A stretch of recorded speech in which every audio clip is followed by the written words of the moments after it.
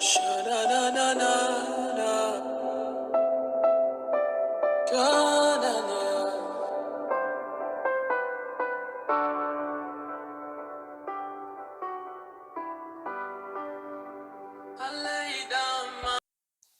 Cher ami, que la paix du Seigneur soit avec toi. Bienvenue à MR TV. J'aimerais faire la continuité de notre série d'enseignements sur le thème le pouvoir du cœur d'une femme. Voilà pourquoi je t'invite à lire avec moi Genèse chapitre 3, verset 20. La Bible dit, Adam appela sa femme Ève, car elle devait être la mère de tous les vivants. Adam, quand Dieu l'a créé, il vient de remarquer devant lui une créature qu'il n'a pas vue avant de s'endormir. Et il se dit, ah, voici cette fois-ci, celle que j'appellerai peut-être l'os de mes os, chair de ma chair. Je dois l'appeler femme, parce que c'est des côtes de l'homme qu'il est sorti. Adam décide de l'appeler femme. Et j'avais expliqué le sens de ce mot femme en hébreu Isha. J'ai donné beaucoup d'autres détails. Si vous voulez aller voir la vidéo, profitez-en. Aujourd'hui, nous sommes dans un autre événement. Cette fois-ci, il y a un problème triste. Les deux, ils ont échoué dans leur respect de la loi de Dieu. Ils finissent par être punis par Dieu. Et Adam, je crois que inspiré encore par Dieu, décide de ne pas simplement l'appeler femme, mais je l'appellerai aussi Ève, car elle sera la mère de tous les vivants. Ève en hébreu, c'est Chava. Ève, Chava. Ève vient de la racine, ou Chava vient de la racine Chaim, vie. Mais Ève, Chava, veut dire aussi donateur de vie. La femme, elle est cette donateur de vie. À travers la femme, la vie vient au monde. L'homme porte la semence, mais c'est à travers la femme que la vie vient au monde.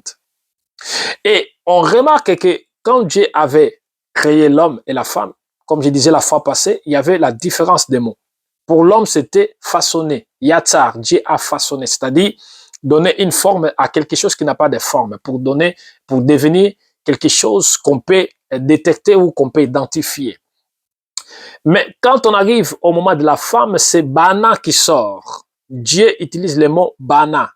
Bana, ça veut dire quoi?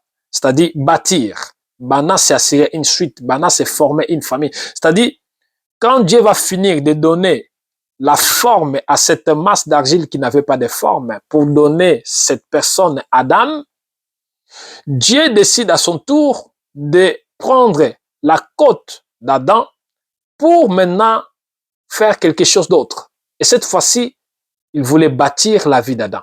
Cette fois-ci, il voulait assurer une suite à la vie d'Adam. Cette fois-ci, il voulait qu'Adam commence à former une famille.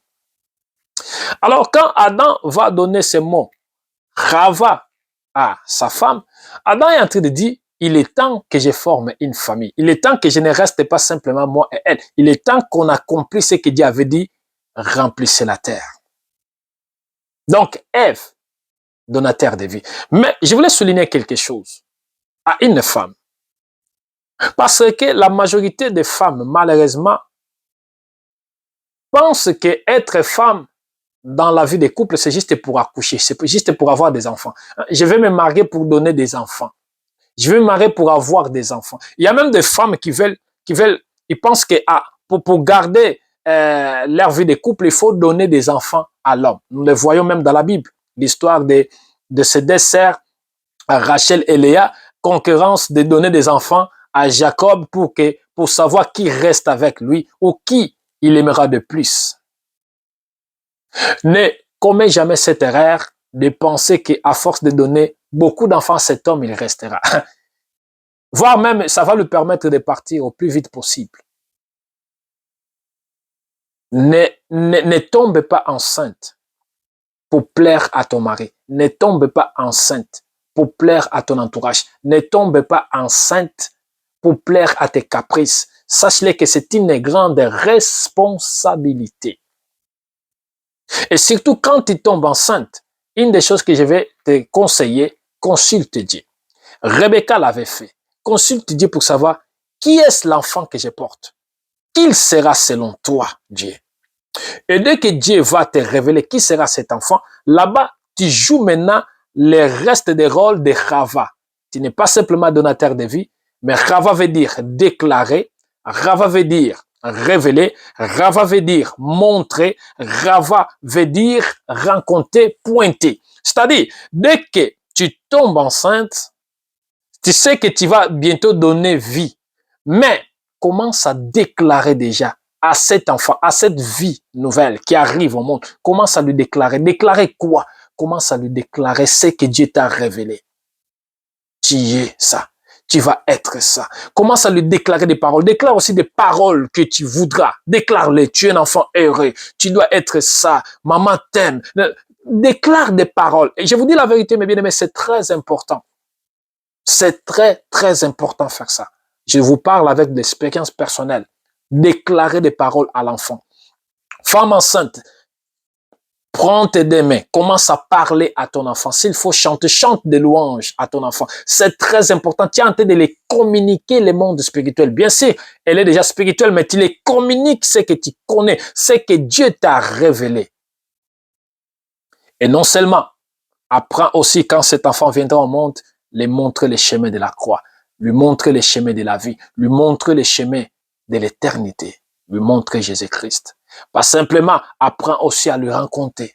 Rencontre à cet enfant qui il est. Commence à lui rencontrer qui il est selon Dieu. Et commence à lui raconter la vie. Montre-lui des choses. Cet enfant a besoin aussi que tu lui montres. Apprends aussi à lui montrer.